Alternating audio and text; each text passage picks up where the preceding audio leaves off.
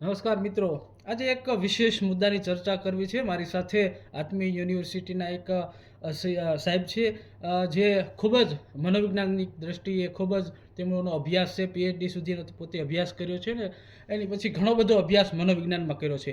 મારે એ સાહેબ જોડે વાત કરવી છે કે આપણા સૌરાષ્ટ્રની અંદર જે માનવના હુમલાની ઘટનાઓ સતત વધી રહી છે, જેમાં ખાસ કરીને અમરેલી જિલ્લાની અંદર છેલ્લા 6 મહિનાની અંદર સિંહની જે માનવ ઉપર હુમલાની ઘટનાઓ બની છે, 8થી વધુ ઘટનાઓ બની છે.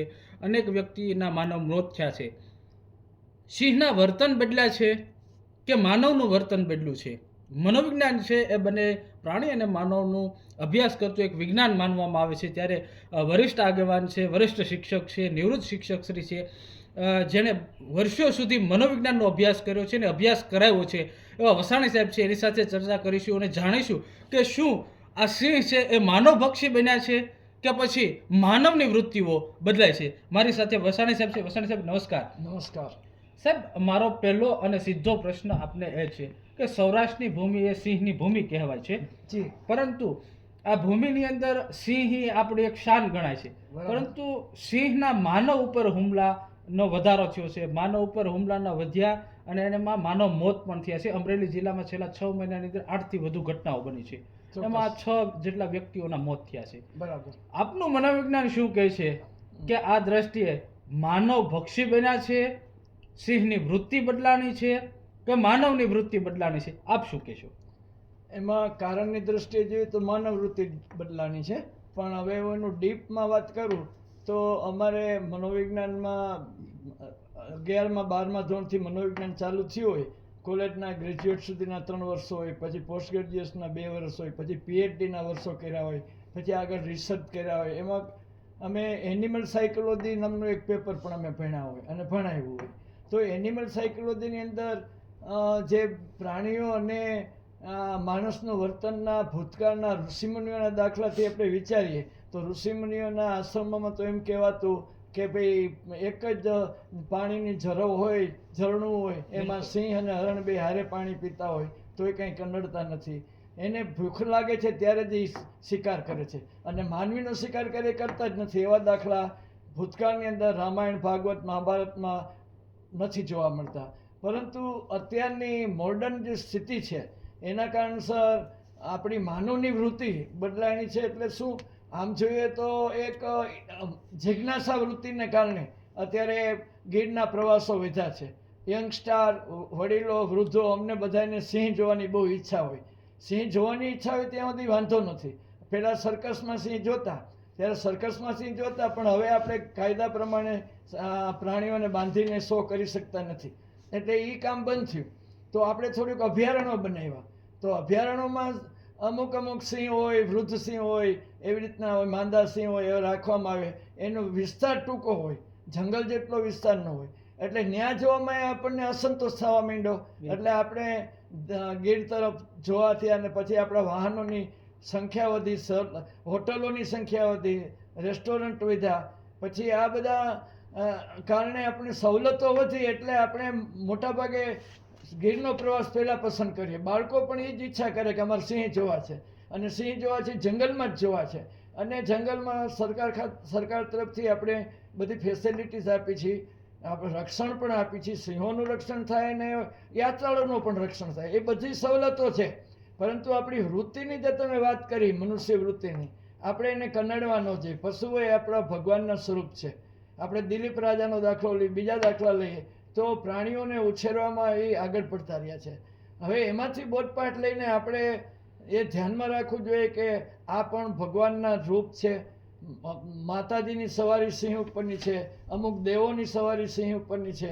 આ બધી વાતો છે. તો એને ધ્યાનમાં રાખીને આપણે એને કનડવા ન જોઈએ. એ આપણી ફરજ છે, આપણો ધર્મ છે.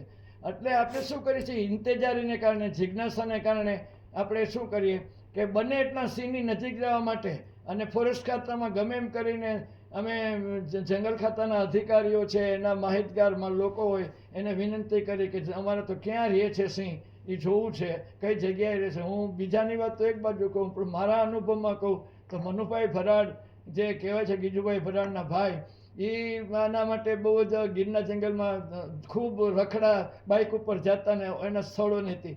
હું એમની ઘરે 2-4 દિવસ રહેવા ગયો ત્યારે મેં આ એક જ વાત કરીને મને રોજ તેડી જતા હતા કે અહીંયા સિંહ પાણી પીવા આવે છે, અહીંયા એનું સિંહનું ઘર છે. અને એવી રીતે એવી ઇંતજારી મારે ન કરવી જોઈએ, મને આજે સમજાય છે. આ તો ઘણા વર્ષ પહેલાંની વાત છે. અને એમના દીકરા વિક્રમભાઈ વર્લ્ડ લાઈફની અંદર એને તો નજીકથી 250 જેટલા ફોટાઓ લઈને મૂકેલા છે ને ઇનામો મેળવેલા છે.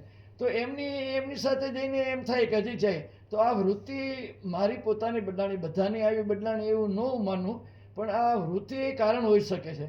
ઉપરાંત આપણે પાછું આગળ જતા કન્નડવાની વાત વૃત્તિ કરી છે. આપણે સિંહ કે સિંહણ કે એના બચ્ચાની પાછળ આપણે બાઇક દોડાવી છે, કાર દોડાવી છે, જીપ દોડાવી છે, એને પાછળ પડી છે. પછી એનાથી સંતોષ નતા સીટીઓ વગાડી છે, મ્યુઝિક વગાડી છે, આમ કરી છે, તેમ કરી છે. તો એના કારણસો પણ સિંહ જરાક ઉશ્કેરાય છે. પહેલાં માનવથી સિંહ બીતો હતો, હવે સિંહ બીતા નથી. અને આપણા મનમાં જેમ વાયરસ હોય એમ એના મનમાં વાયરસ હોય છે કે એક સિંહને માનવે કનડ્યો હોય તો એના મનમાં ગુસ્સો આવ્યો હોય તો કુદરતની એવી રચા છે કે સિંહની પ્રજામાં એનામાંય વાયરસ આવી જાય છે કે આ માનવો આપણને કનડે છે, આપણે એનાથી આમ રક્ષણ મેળવવું છે. એટલે પોતાના રક્ષણ માટે. અને ઘણી વખત બીજા આપણા બધા વક્તાઓએ કીધું એમ બીજા કારણો આપણે જોયા. આપણે યાત્રાળુ હોટલોમાં વગેરેમાં રહીએ તો ત્યાં આ બધી વસ્તુ આપણે જમીને બધી ફેંકી દઈએ આતે તો એની સુગંધથી પણ એ ખાવાને આવે છે. ખાઈ ન ખાય એ વસ્તુ જુદી છે, પરંતુ પહેલાં માનવથી દૂર રહેતા હતા એને બદલે નજીક આવતા ગયા. એ બીજી એક અગત્યની વાત એ છે કે માનવીની વૃત્તિમાં સિંહ પાસે જવાનું ને એમાં આપણે ન્યા મીંડા મકાન બનાવવા. મને એમ થાય કે મારી પાસે પૈસો લાવો એકાદું મકાન હું ગીરમાં બનાવું જ્યાં સિંહની વસ્તી હોય. તો એમ મકાનો વધ્યા છે, હોટેલો વધી છે, રેસ્ટોરન્ટ વધ્યા છે, બીજું બધું. આથી સહેલું થઈ ગયું આપણા માટે. પણ સિંહોને એમ થાય કે અમારા ઘરમાં કોઈક કદમ મૂકે તો અમે કેમ એને સહન કરીએ. આવી પણ એક વૃત્તિ સાયકોલોજીકલ એના માઇન્ડની અંદર તૈયાર થઈ હોય.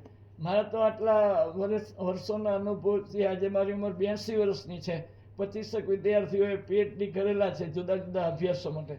તો આ અમે એનિમલ સાયકોલોજીનું મને એમ લાગે છે આ તારણો છે મારી દ્રષ્ટિએ. આમાં કદાચ ઘણી જગ્યાએ મારું ઓછા હોતું હશે, ખોટું હશે, પણ માનવી વૃત્તિની જો આપણે રાખીએ કે ભાઈ સિંહોને કનડાય નહીં, સિંહ પણ ભગવાનનું સ્વરૂપ છે. કણ કણમાં જો ભગવાન વસેલો હોય, આપણે દેખાતો નથી કણ કણમાં, છતાં આપણે માની છીએ કે કૃષ્ણ, રામ, દેવી દેવતા બધા કણકણમાં વસેલા છે, એક એક એટમમાં વસેલા છે. તો એ પણ એટમનો બનેલો છે.